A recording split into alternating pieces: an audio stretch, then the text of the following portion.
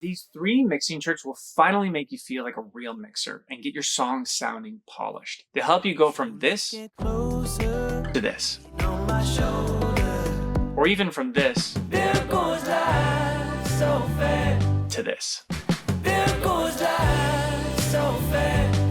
I've used the same techniques on hundreds of my Spotify releases, and today I'm going to show you exactly how to get that polished professional sound. Let's kick it off with the simplest way to clean up a mix, and no, it's not just adding a low-cut EQ.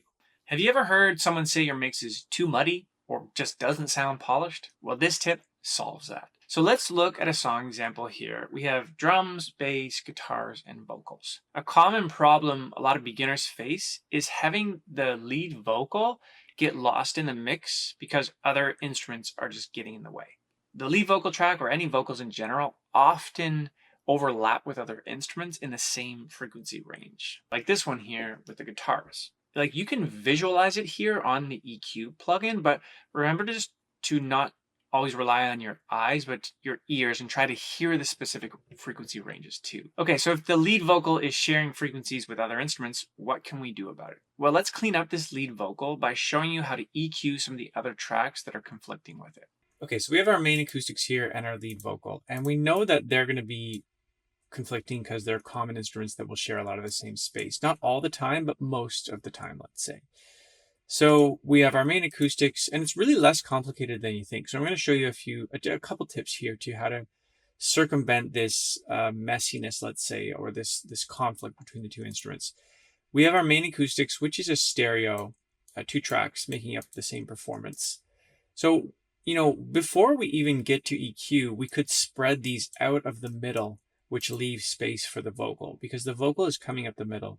We could spread these acoustics, and that's already going to leave space in the middle, and then we can EQ some of the sides of these instruments to make it cleaner as well.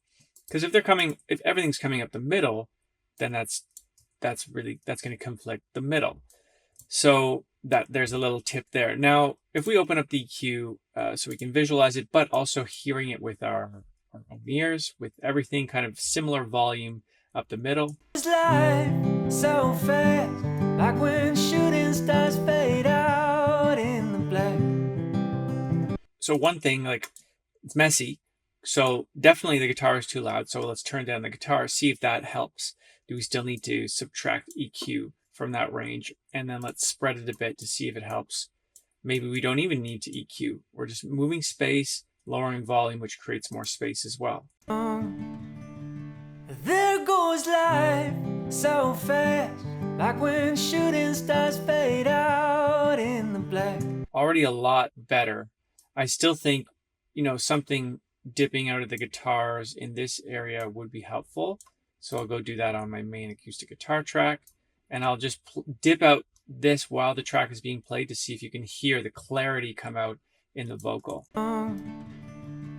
There goes life so fast, like when shooting stars fade out in the black. There goes life, gone in a flash, I'll never get back. All the time we had, you will always be. So that's already, there's clarity there coming in the vocal just from dipping out there. You notice when I bumped it up, it got really messy.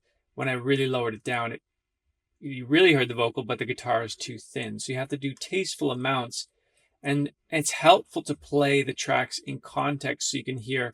If I was just playing the guitars, I don't really know what I'm doing. Like, sure, it could sound good, but it's not in context. So you don't really want to mix too much in solo because you're not really sure what's happening.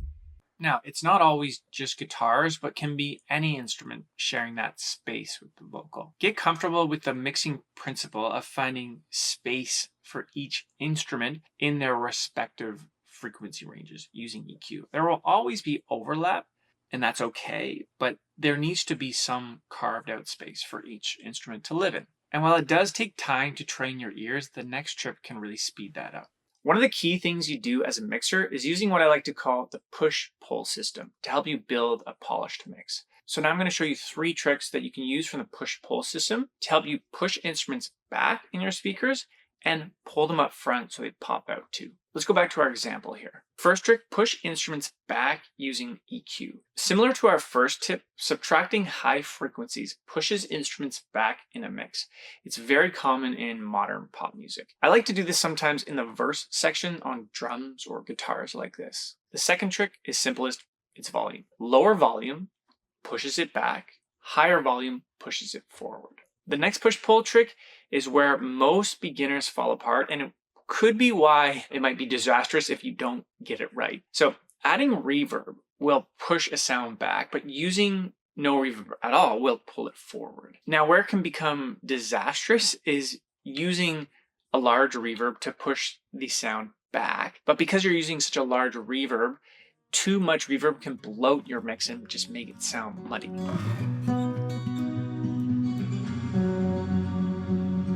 So with that, like, what are you supposed to do about it? Well, you need to use all the tricks in tandem to find the sweet spot. Volume, reverb, EQ, not to mention compression, which we won't be touching on in this video. For example, let's say you add a reverb to push a sound back. You can also EQ that reverb and lower it in volume to push it back even more. There is one thing that you can do to circumvent this process and a way to make it easier that could save you some future headaches. For example, as a producer, you may opt to play a higher or even lower voicing on the guitar if you know that the vocal will sing in that range as well.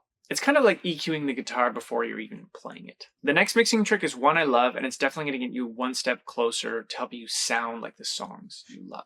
Ever felt like your track sounds just stuck in the middle? Now, the quickest and easiest way to make your song sound wider is by using panning. But there is one problem with panning I see a lot of my students make. To catch everyone up here, panning places sounds left, right, or center. The common trap I see a lot of beginners make is just by not having dynamics when it comes to panning and width. For example, they may have their guitars super wide in the intro, but then they remain static throughout the song, and the whole song is wide from start to finish, or the whole song is narrow from start to finish. There's no dynamics. As a mixer or producer, you should be thinking of creating contrast and dynamic throughout your song. Let's look at an example here. Something straightforward could be to have centered or more like mono verses, but wider choruses. That's very standard to do. That means you can use wide panning or other wide stereo instruments for the chorus, but have them just be more mono in the verses by recording mono instruments or just not using panning width as much in the verses. Panning isn't your only option to create width too. Another great way to do this is by using plugins. There's one plugin called Ozone Imager. It's a fantastic plugin. But if you don't have that plugin, don't worry. First, focus on the choice of your instruments to create width and use panning, volume, EQ, and reverb to polish your sound. Fortunately, though, once you've mastered these, you might realize your song still doesn't sound polished or pro yet, and that's because you're missing some really key things in your production. So watch this video here and you'll see me create a production from start to finish. I will go over everything in detail, step by step, but just get ready. It's a big one. So see you in there.